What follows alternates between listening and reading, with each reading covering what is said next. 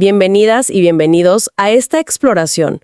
Hoy nos metemos de lleno en un análisis del artículo 18 de la regla de la Orden Franciscana Seglar, la OFS. Y lo vemos desde una perspectiva particular, la de la fraternidad Nuestra Señora de Itatí. El tema clave, nuestra relación con la creación. La idea es, tratar de desentrañar esa visión franciscana sobre la naturaleza, ¿no? Ver cómo conecta con preocupaciones de hoy, como la crisis ecológica, de la que tanto se habla y que aborda Laudato Si, la encíclica del Papa Francisco. Y sobre todo entender eso de un compromiso, que llaman militante. Empecemos a desgranar esto. A ver, vayamos al núcleo del artículo 18. La idea principal, como decíamos, es un respeto profundo por todas las criaturas, las que tienen vida y las que no, porque consideran que todas reflejan algo, una significación del Altísimo. O sea, no es ver el mundo como un almacén, nada más. Exactamente. Eso es, digamos, la vivencia radical de San Francisco de Asís, ¿no? Para él, el mundo natural era un espacio sagrado, un lugar donde Dios está presente. Y lo interesante es cómo esa visión, que tiene siglos, pues dialoga tan directamente con lo que vivimos hoy. Pensemos en Laudato Si. Claro. La encíclica insiste mucho en que todo está interconectado y nos llama a una conversión ecológica. Advierte que nuestra casa común, se está deteriorando. Hay una sintonía muy clara ahí. El respeto a la creación como algo esencial de la espiritualidad. Y aquí viene un punto que me parece clave y que el documento subraya mucho. No es solo una idea bonita, no es solo contemplación. Insisten en que este respeto pide un compromiso activo y militante. Así lo dicen. Es una llamada a la acción, ¿verdad? Así es.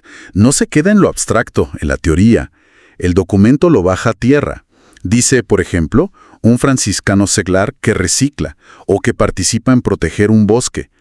No lo haría solo por ecologista, digamos, sino como una forma concreta de honrar esa significación del Altísimo que ve en la creación. Es una acción con una raíz espiritual profunda.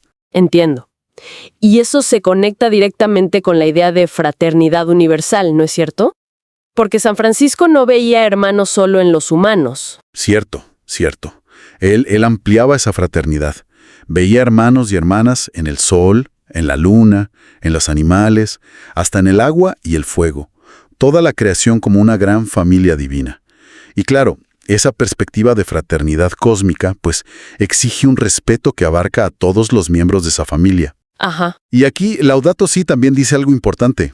Denuncia la indiferencia, la explotación ambiental, como una forma de egoísmo que justamente rompe esa fraternidad. Entonces llevar esa idea de fraternidad a la práctica significa tomar una postura activa casi de defensa del entorno. El documento sugiere cómo hacerlo, me parece. Sí, da ejemplos muy prácticos de lo que llama esa militancia ambiental. Cosas como participar en iniciativas de la comunidad, ¿no? Limpieza de ríos, de parques, reforestación, o incluso apoyar leyes que buscan regular un poco la explotación de los recursos. Son formas visibles de vivir esa fraternidad y ese compromiso con la justicia ecológica. Otro punto que resalta el artículo 18 es la necesidad de superar la tentación de la explotación. ¿Cuál es la alternativa que se plantea desde esta visión? Pues la alternativa es la sostenibilidad, pero entendida desde esa óptica franciscana. San Francisco veía la tierra como un don, un regalo que se nos da para cultivarlo y cuidarlo, no para agotarlo sin más. Y esto, claro, choca de frente con lo que Laudato Si llama la cultura del descarte. Esa mentalidad de usar y tirar, ¿no?, que viene del consumismo sin límites. La visión franciscana propone un uso responsable, agradecido. Hablando de justicia ecológica, que ya mencionaste, parece que va más allá de conservar la naturaleza, sin más. ¿Qué implica exactamente? Totalmente. No es solo cuidar los árboles o los paisajes, que también. La justicia ecológica pone el foco en cómo afecta la degradación ambiental a las personas. Reconoce que muchas veces son las comunidades más pobres, más vulnerables. El texto menciona a los pueblos originarios, por ejemplo, las que sufren más las consecuencias, la contaminación, el cambio climático. Entonces, busca un modelo que el documento llama una economía verde que no separe la protección ambiental de la equidad social. Van juntas. ¿Y cómo se traduce esto en compromisos concretos para los franciscanos seglares? El texto parece hacer una distinción, ¿no?, entre lo personal y lo colectivo. Sí, exacto. El compromiso tiene esas dos patas, digamos. A nivel personal, bueno, se sugieren acciones del día a día. Reducir el plástico, no desperdiciar comida, usar más el transporte público si se puede, tomar decisiones de consumo más conscientes. Pero el llamado no se queda ahí, en lo individual. Claro, porque se habla mucho del rol de las fraternidades, de los grupos. Exacto. Ahí está la parte colectiva. Se espera que las fraternidades franciscanas seglares jueguen un papel activo, incluso de vanguardia, que impulsen la educación ambiental en sus comunidades, que participen o lideren campañas por la justicia ecológica, que apoyen políticas públicas que vayan en la línea de un desarrollo sostenible y justo. O sea, no es un camino para ir solo. Y el documento da ejemplos de cómo estas fraternidades, ya sean locales, regionales o más grandes, pueden ser realmente agentes de cambio, ¿verdad? Sí, menciona cosas concretas. Organizar campañas de reciclaje en el barrio, por ejemplo. Hacer proyectos de reforestación. Colaborar con otras organizaciones, ecologistas o sociales. E incluso, bueno, hacer incidencia política para que salgan leyes que protejan mejor el ambiente y los derechos de las comunidades afectadas por la explotación de recursos. Es un llamado a organizarse y actuar. Todo esto parece que desemboca en la propuesta JPIC, Justicia, Paz e Integridad de la Creación.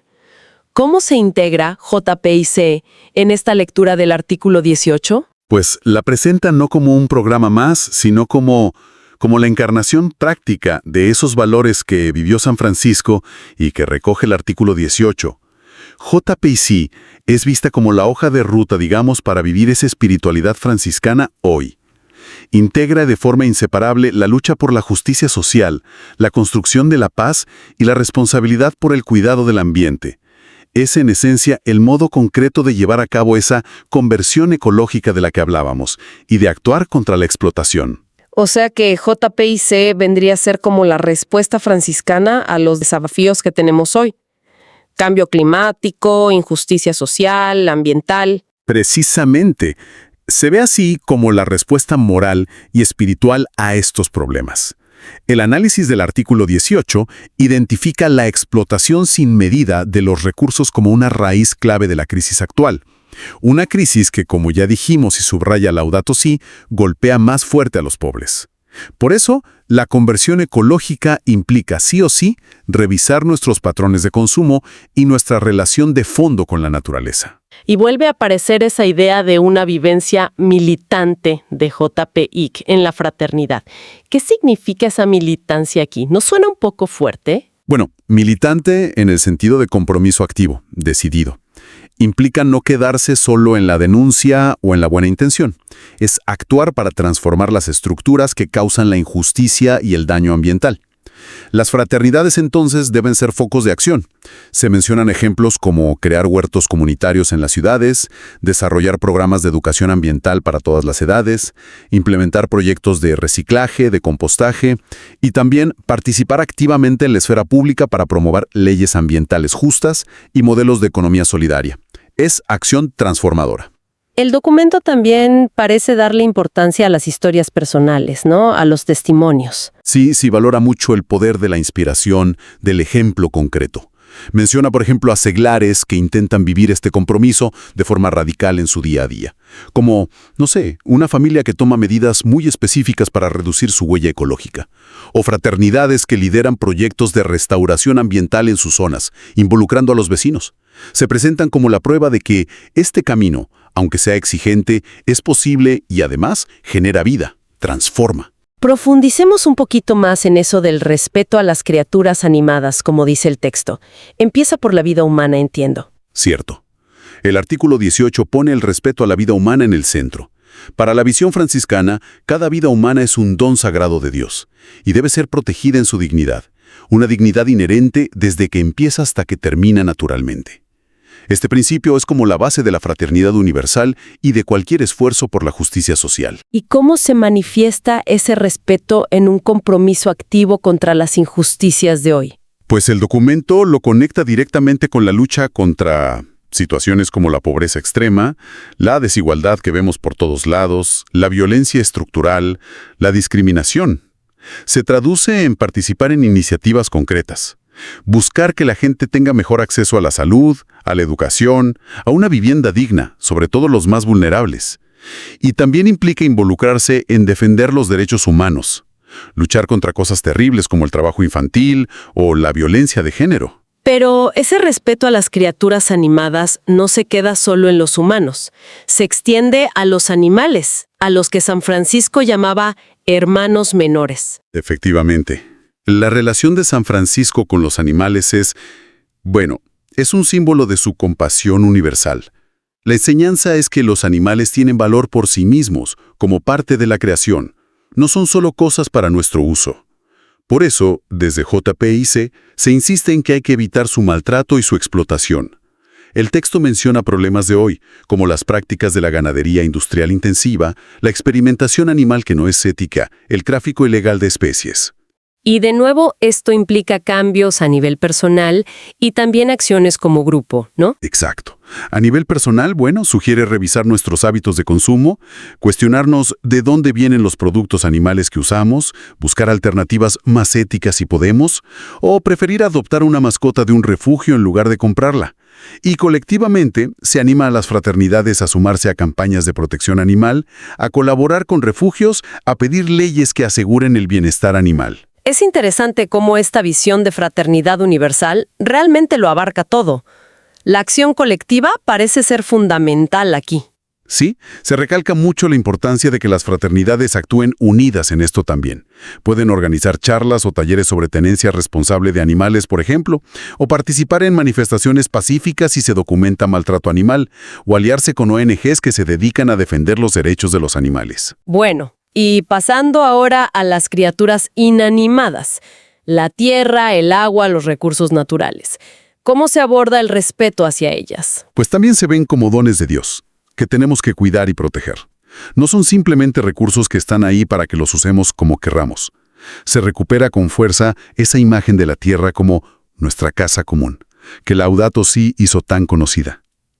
El respeto aquí es de carácter espiritual, ético. Exige una actitud de reverencia, de gratitud.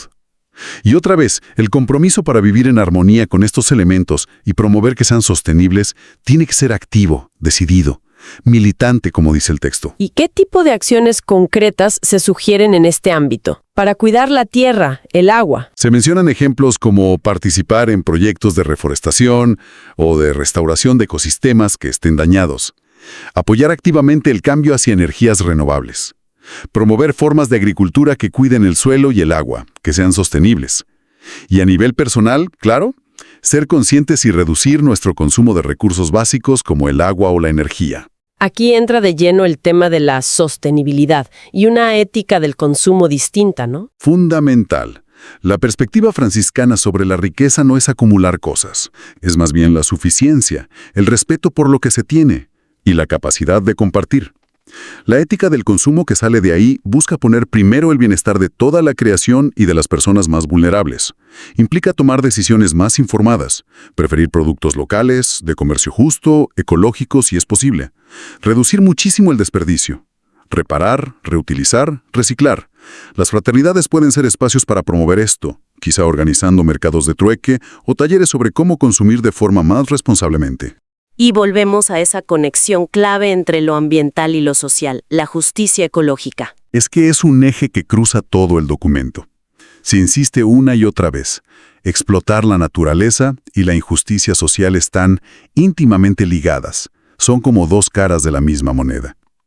Laudato Si lo dice muy claro. Los pobres son las principales víctimas de la crisis ecológica. Por eso, no basta con acciones individuales o locales, aunque sean importantes. Se necesita también acción política para cambiar las estructuras económicas y sociales que generan esta doble injusticia. ¿Y qué tipo de acción política se sugiere ahí? Pues se habla de apoyar leyes de protección ambiental que sean más fuertes, de unirse a movimientos sociales que se oponen a proyectos que destruyen el ambiente, como cierta minería o la deforestación para plantar una sola cosa, y de abogar por políticas que impulsen una transición justa hacia una economía que sea de verdad más sustentable y más equitativa para todos. Y dentro de este cuidado de la casa común, no podemos olvidar la biodiversidad. Su pérdida es una crisis tremenda, aunque a veces silenciosa. El llamado del artículo 18 a respetar todas las criaturas implica defender la enorme variedad de vida que hay en la Tierra, que se ve como un reflejo de la sabiduría y la generosidad de Dios. El compromiso ecológico franciscano debe incluir una defensa activa de las especies y de los lugares donde viven. ¿Y eso cómo se hace en la práctica? ¿Con qué acciones? Pues, por ejemplo, colaborando con organizaciones que se dedican a conservar la naturaleza, participando en proyectos para restaurar ecosistemas locales, que a veces están muy dañados, educando a otros sobre la importancia de la biodiversidad de su propia zona, apoyando la creación y el buen manejo de áreas protegidas. Hay muchas formas. El documento cierra insistiendo mucho en eso de superar la tentación de explotación. Parece que ese es un desafío central, ¿no? Lo es, porque reconoce que esa mentalidad de explotar no es solo un fallo de uno. Está muy metida en nuestras estructuras económicas, culturales. Es casi el aire que respiramos. Superarla exige, por un lado, una reflexión personal y comunitaria muy profunda. ¿Cómo contribuyo yo, con mi estilo de vida, con mis decisiones, a esta lógica? Y por otro lado, necesita la acción colectiva de las fraternidades para desafiar esas estructuras injustas y trabajar para cambiarlas. Se mencionan ejemplos como reducir la propia huella ecológica, optar por el comercio justo. Sí, y a nivel colectivo, unirse a movimientos que buscan justicia social y ambiental. Abogar por cambios en las leyes. Promover alternativas económicas que sean más solidarias. La conversión ecológica de la que habla Laudato Si es la respuesta completa. Un cambio no solo de hábitos, sino de mirada, de corazón y de estructuras. Reconocer que todo está conectado, buscar vivir en armonía y trabajar activamente por la justicia. Las fraternidades, dice el texto, deben ser motores de este cambio. Y esta lucha contra la explotación se extiende explícitamente al ámbito del trabajo también. Correcto. El documento vincula la explotación de la naturaleza con la explotación de las personas. Menciona específicamente el trabajo infantil o las condiciones de trabajo injustas. Siguiendo el ejemplo de San Francisco, que siempre defendió la dignidad de los pobres y los trabajadores, se llama a promover la justicia laboral. Desde JPIC, esto implica una postura activa. Educar sobre derechos laborales, apoyar a sindicatos que defienden a los trabajadores, promover leyes que garanticen condiciones dignas y justas para todos. El cierre del documento parece ser un refuerzo muy fuerte de todo esto, ¿no? Como una llamada final. Sí, concluye repitiendo el llamado a la conversión personal y al compromiso activo, transformador, de las fraternidades. Las ve como comunidades que deben ser líderes en sus entornos, que desafíen las injusticias y promuevan, con hechos, el respeto profundo por la dignidad de cada persona y por la integridad de toda la creación. Vuelve a poner ejemplos de acción colectiva, desde campañas de reforestación hasta redes de apoyo a trabajadores en situación precaria o la participación en movimientos sociales más amplios. Bueno, después de este recorrido tan denso por el análisis del artículo 18 de la regla de la OEFS, visto desde esta fraternidad de Nuestra Señora de Itatí, ¿cuál sería la gran idea que nos llevamos? Pues yo diría que este artículo, interpretado así, es mucho más que una norma interna para un grupo. Es una invitación, radical diría yo, a un respeto integral por todo lo creado. Verlo no como algo inerte, sino como un sacramento, un reflejo vivo de Dios. Y que ese respeto no se puede quedar en lo íntimo, en el sentimiento. Exige una transformación personal, esa conversión ecológica y un compromiso colectivo muy concreto, muy activo. Militante, insiste el texto. Canalizado a través de iniciativas como JPIC. Busca una sostenibilidad que no se puede separar de la justicia social y ecológica.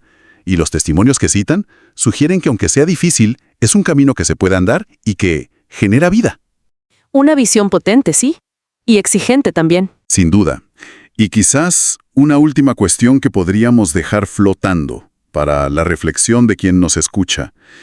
Si nos tomamos en serio esta visión franciscana tan integrada, donde cuidar la tierra y cuidar a las personas son en el fondo la misma tarea, ¿cómo cambiaría nuestra forma de enfrentar los problemas que tenemos hoy?